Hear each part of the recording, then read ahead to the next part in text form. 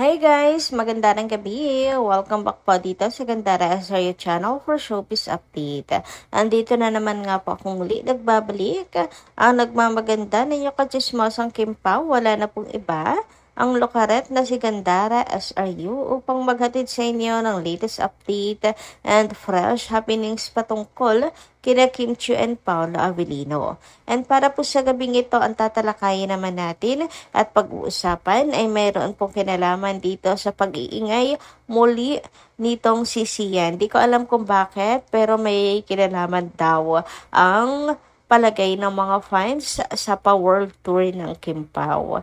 Anyway, bago tayo mag-start sa mga hindi pa nakaka-subscribe sa ating channel, maaari lamang na pindutin po din yung subscribe button at notification bell na rin sa baba upang maging updated po kayo at ma-notify tuwing may bago tayong chika at balita hinggil sa Kim Pao. Basta mga balita na may kinalaman kina Kim Chiu and Paolo Avellino, sagot na nga po natin yan. At simulan na nga po natin ang ating usapin ngayong gabi. Ang mainit ngayong pinag-uusapan ay si Sian Lim dahil sa kanyang pahayag na pwede niyang i-direct si Kim Chiu.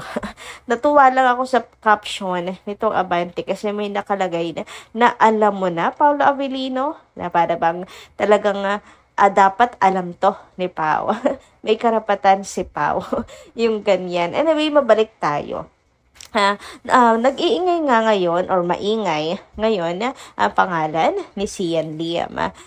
Dahil dyan sa interview, kaya nga na headline ito ngayong araw. And palagay ng mga fans ng Kim Pao, kaya siguro nagagamit na naman ang pangalan ni Kim Chiu ngayon ng ex niya na si Sian ay dahil mainit na pinag-uusapan ngayon ang world tour. Maingay ngayon ang Kim Pao dahil sa kanilang pa-world tour, kaya sumasakay ito ngayong si Sian. Yun ang palagay nila.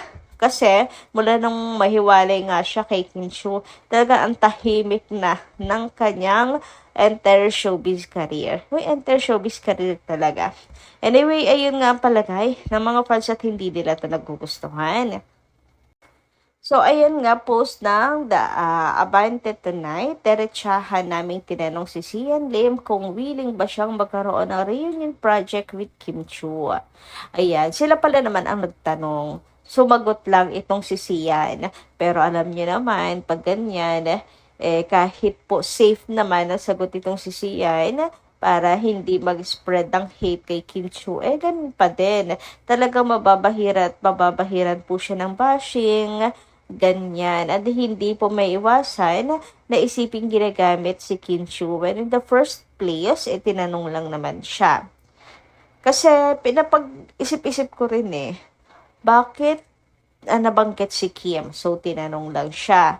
Pero may nabasa ko na kung saan ay maaaring binayaran din naman ang mga nagtatanong para, ganun daw galawan sa show business Binayaran para tanong yun, makagawa ng issue, makagawa ng ingay, period.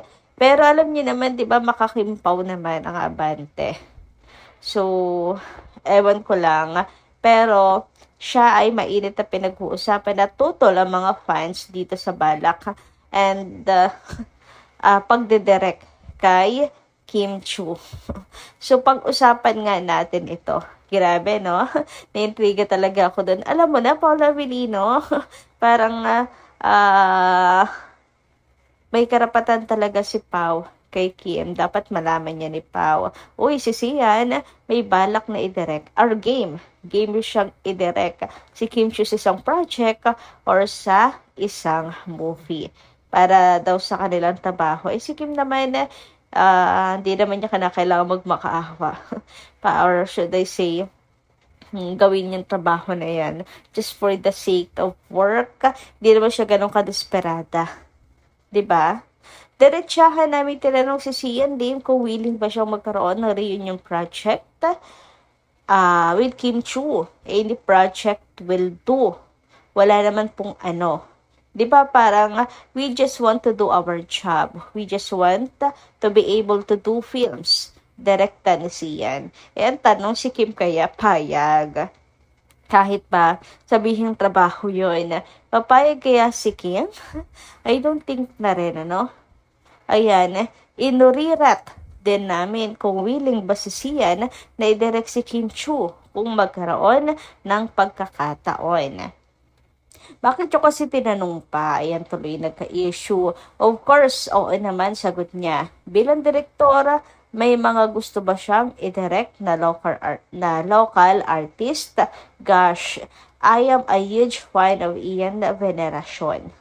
Ever since may Cinemalaya film, lagi kami nag-uusap. Sinabi ko naman sa kanya yon, masayang sambit ni Sian.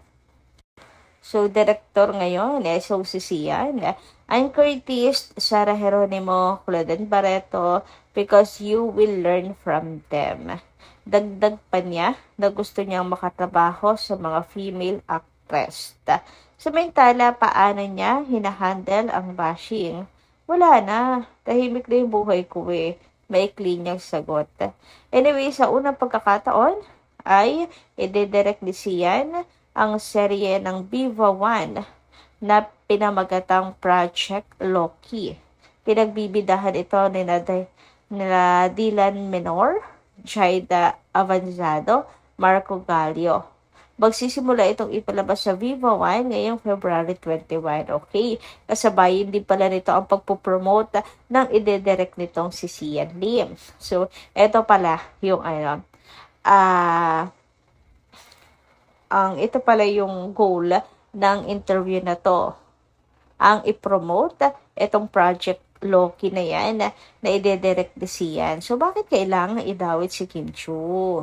Sana wag ng pangalan ni Kim yung gamitin. Kung sa bagay, paano nga ba pag-uusapan si Sian kung hindi po si Kim Chu ang topic? 'Di ba? Parang wala, kakambal na talaga ng pangalan niya si Kim Chu kung kasikatan ang kailangan niyang gawin.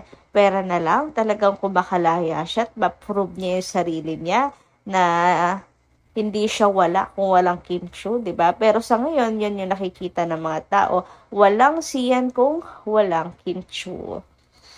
Anyway, sabi naman dito ni Leon Chatalian, why Sian plucked in showbiz while Gerald not love team is because when Gerald, after betraying Kim, HD always praises for Kim. He even dictated an award to her. He never put her down. If only given another chance, it seems he wants to be back to Kim while Sian always put Kim down. It seems he never want to be happy again. Want Kim to be happy again. So, may difference between Sian and Gerald daw. At least, si Gerald, kaya kahit pa paano, ano pa rin ang pangalan ngayon, tumatayog pa rin pangalan, ay dahil sa man yung bashing sa kanya, hindi niya nakakalimutan na parte ng malaking po niya si Kim Chu. Pero parang si Sian nakalimot ata.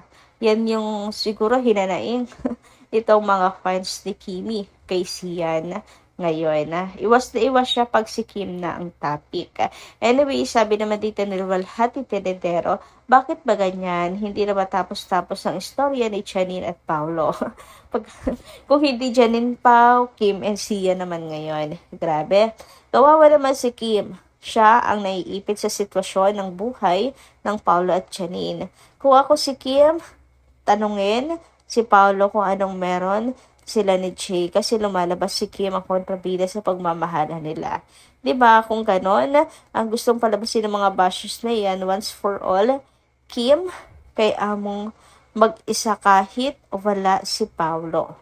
Grabe mo, Walhati Tiradero, hindi naman po ako agree na dapat tanungin ni Kim si Paulo kung ano ang higit niya kay Janine. Diba? Kung ako si Kim, tanongin si Paulo anong meron sila ni Janine. Kung anong meron. Kung totoo bang meron sila ni Janine. Grabe. So, pagdududa na yon. Kung magtatanong si Kim ng ganon, may tiwala naman po may tiwala naman po siya kay Paulo Avellino, and I don't think tatanungin yon ni Kim Chu. Kasi kung nararamdaman niya, hindi na po, si Kim na yung lalayo 'di ba? Yun yung sabi niya. Samantala sabi naman ni Ma'am Dina La Fortesa Gandara, tama sinabi mo na sabi mo na si Kim ang tumatanggap ng galit na dapat si Paulo dahil sa pagtanggi kay Janine at sa mga fans ng ibang artista. Gusto makatambal si Paulo na hindi pa mangyayari dahil sa patuloy na si Kim ang gustong makawork pa ni Paulo.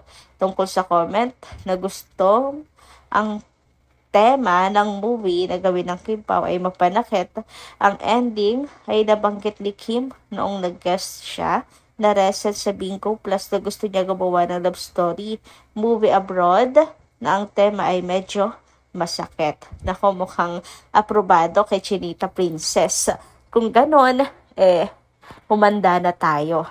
Kasi sa susunod niyan, malay nyo, ganito po ang maging project naman ng Kim Pao. So, maging handa po ang puso nyo. Handa ang puso. So, yun lang po muna yung ating update. Maraming salamat po guys sa inyong pakikinigan. Kita-kits po muli sa mga susunod natin chika. Maraming pong salamat.